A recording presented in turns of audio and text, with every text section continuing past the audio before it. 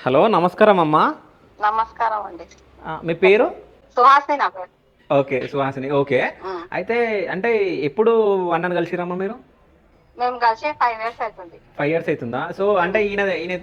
ఈయన చేసిన దానికి మంచి జరిగిందా మీకు? అంతా మంచి జరిగింది. ఒక పాప ఒక బాబు. ఓకే. హ్యాపీగా ఉందాం. చాలా కాలం తిరిగినా మేడా కాలే. ఓకే. ఈ అన్నతోని కలిసినాక కొంచెం ఫలితం వచ్చింది, మంచిగా ఉంది. ఓకే. ఆయన దయ వల్ల మేమైతే ఇప్పుడైతే బాగానే ఉంది. ఓకే. అంటే ఇప్పుడు అంటే మ్యారేజ్ అయ్యి ఎన్ని సంవత్సరాల వరకు పిల్లలు లేకుండమ్మా?